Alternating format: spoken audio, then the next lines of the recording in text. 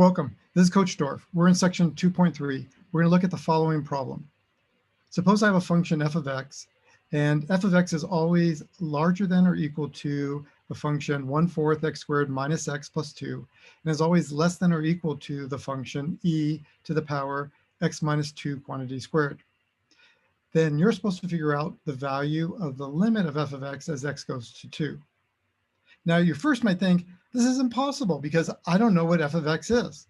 Well, that's true, you don't know what f of x is. But we can solve this problem by using a thing called the squeeze theorem. All right, so what is the squeeze theorem? Well, the squeeze theorem says that if I have a function that's squeezed in between two other functions, and I know the value of those two other functions at a particular x value, and those two x value, the limit of those functions at that x values is the same, then because f is in between those two, it also has to be the same value. So formally, what this is saying is if I have a function, let's say g is less than or equal to f of x, which is less than or equal to h of x, all right, when x is near a for some value, and the limit as x goes to a of g of x equals some value, and the limit as x goes to a of h of x equals that same value, then the limit as x goes to a of h of x also has to equal that same value. In terms of a picture, you could think of it this way. Suppose I have a function that looks like this, all right? And then I have another function that looks maybe like this. I'm going to call the purple one is going to be my g of x, and my blue one is my h of x. And now, if f is somewhere in between these two, all right, what then is the value as I get close to this point A? What happens here? Well, if all three of those functions, if the blue function has a value of L and the purple function has the same value of L, so we could say going across here, let's say here's L, then the green, because it's sandwiched in between the two or squeezed between the two, it also has a value of L. All right, so how can we apply that to this particular problem here? Well, we've got my function g of x is going to be the 1/4 x squared minus x plus 2. And then I have my f of x, which I don't know what it is. And then I have my function h, which is e to the x minus 2 quantity squared. Now, how did I know what g was and what h is?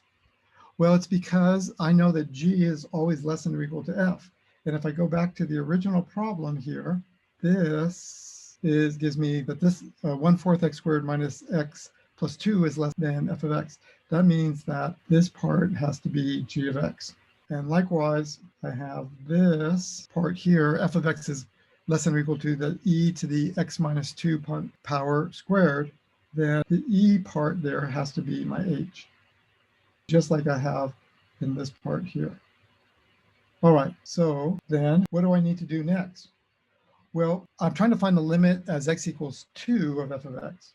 So let's look at the limit as x goes to 2 of g of x. So that's going to equal the limit as x goes to 2 of 1/4 x squared minus x plus 2.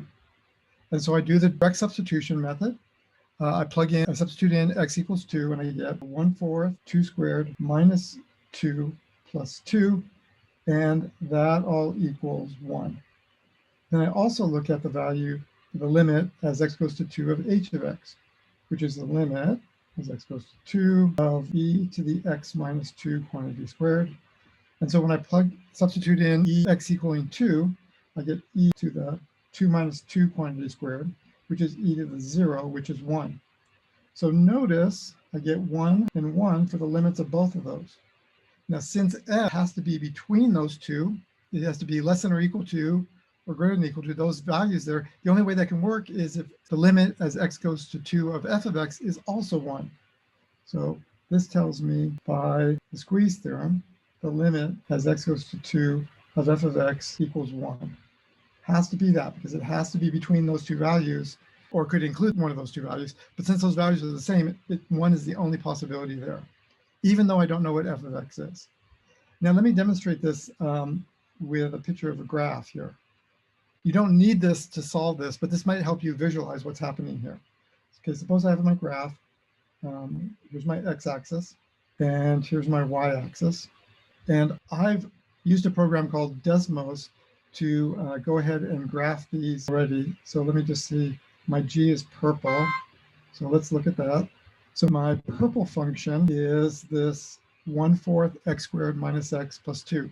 So using Desmos, I can graph this one, and the function looks something like this. So this is g of x equaling 1/4 x squared minus x plus 2. And then I'm going to use the blue function to do the other one. My blue one looks something like this.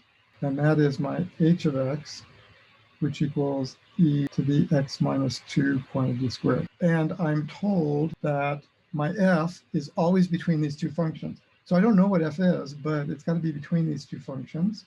And you can see that as I get close to the value of x equaling 2, then all those functions have the value limit is equal to 1.